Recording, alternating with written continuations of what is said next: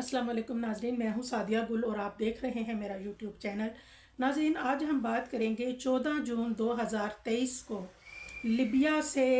Italy जाते हुए एक कश्ती जो समंदर में डूब गई थी और उसमें काफ़ी सैकड़ों के हिसाब से पाकिस्तानी मुसाफिर जो हैं वो सवार थे। और ये वो लोग थे जो डंकी लगाकर यूरोप जा रहे थे। नाजरीन, एजेंट जो हैं वो पहले इन मासूम बच्चों को, या बच्चे कह लें क्योंकि इसमें ज़्यादातर जो हैं वो 30 से 35 या 25 साल के अफराद शामिल थे और जिनका ताल्लुक जो है वो पंजाब के दीगर इलाकों से, जैसे मीरपुर, जेलम, खारियाँ, गुजरात, लाला मुसा और मंडी बहाउद्दीन से था। नाजरीन, ये इंसानी स्मगलिंग करने वाले जो अफराद हैं वो पहले इन लोगों को बाकायदा एक इनका अंदाज जाल बुनने का होता है कि ये एजेंट जो हैं बच्चों को सुहाने ख्वाब दिखाते हैं, उनको एक सब्ज़ बाग दिखाए जाते हैं, उनको बताया जाता है कि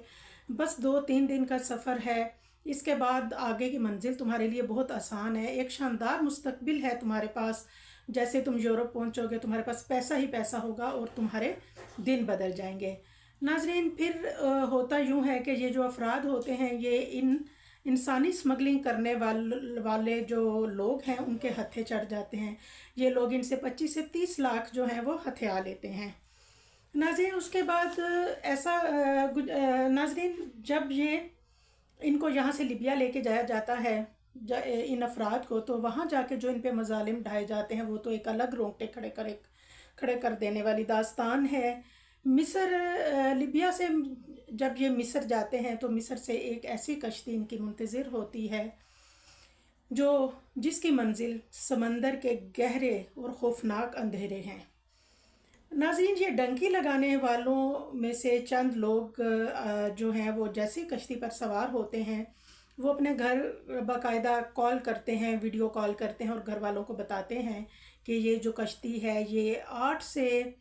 ये 90 से 100 फीट लंबी है और इसमें तकरीबन 300 लोग बैठ सकते हैं, लेकिन इस कश्ती में 700 से 800 लोग सवार हैं, जिसमें 15 इंसानी स्मगलर जो हैं वो भी शामिल हैं। नाजरीन,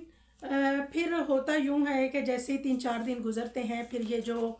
डंकर होते हैं ये मुसाफिर जो है उनका राब्ता घर पे करवाते हैं। 3-4 दिन बाद जैसे ही वो कश्ती में सवार हुए उनको 2-3 दिन गुजर जाते हैं तो जो अक्सर बच्चे हैं वो अपने वालिदैन से कह रहे होते हैं कि जी हम बिल्कुल यूरोप पहुंचने वाले हैं। उसके बाद होता ये है कि ये जो डंकर हैं ये उन पेरेंट्स से कहते हैं कि जी जो बाकी पैसे हैं उनका बंदोबस्त करें, आपके बच्चे तो यूरोप पहुंच गए। उसके बाद होता यूँ है कि जो वालिदैन होते हैं वो उनकी बात पे यकीन कर लेते हैं और वो फ़ौरन से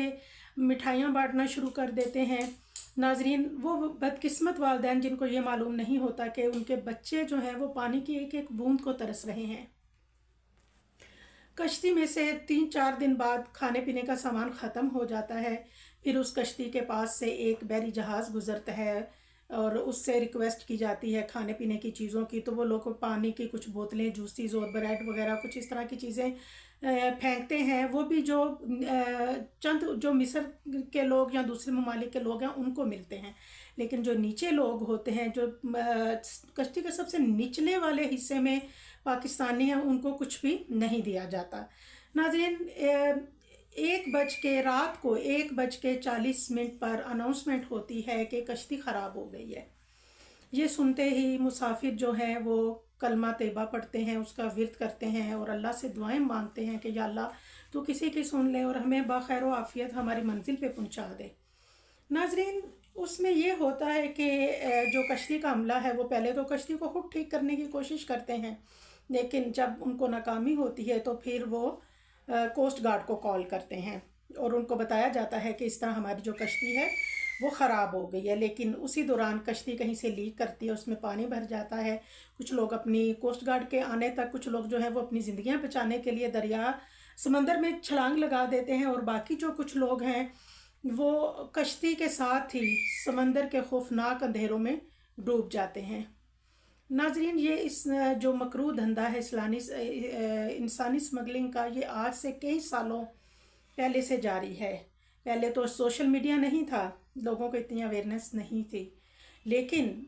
इस वाक़े के बाद पाकिस्तान की बहुत सारी जो एजेंसीज़ हैं वो بہت سارے ادارے ایسے ہیں جو ایکٹیو ہوئے، جنہوں نے ان پہ ایکشن لیا، اور بہت سے ایجنٹ جو ہیں وہ پکڑے بھی گئے۔ اب تو سوشل میڈیا کا دور ہے ناظرین، اور لوگوں کو بہت زیادہ اویئرنیس دی جاتی ہے، ان کو بتایا جاتا ہے کہ یہ اپنے ہاتھوں سے اپنی موت مت خریدیں۔ یہ جو ڈنکی لگانے والے اس کشتی میں سوار لوگ تھے، ان کو نہیں پتا تھا کہ یہ ان کی زندگی کا آخری سفر ثابت ہوگا۔ ناظرین، یہ جو انسانی سمگلنگ کا دھندا ہے یہ ابھی بھی بند نہیں ہوا، ابھی بھی ڈنکی لگانے والے جو لوگ ہیں اور جو یہ دھندا کرنے والے لوگ ہیں، یہ مکروہ دھندا جو کرتے ہیں انسانی سمگلنگ کا، وہ ابھی بھی کہتے ہیں کہ نہیں کچھ نہیں ہوتا، یہ تو ایک حادثہ تھا، ہو گیا۔ آپ چلو، اب جو لوگ، جو نوجوان ہیں وہ بھی سنتے نہیں ہیں، وہ بھی یہی کہتے ہیں کہ اچھا ٹھیک ہے، ہم تو جائیں گے، اللیگل ہی جائیں گے، تو جو ہوگا وہ دیکھا جائے گا۔ ناظرین، میری تمام بچوں سے، خاص طور پہ جو میرے پنجاب کے بچے ہیں، شیر ہیں وہ ہمارے، میں اسپیشل ان سے ایک ریکویسٹ کروں گی کہ بیٹا آپ لوگ جائیں، باہر ضرور جائیں،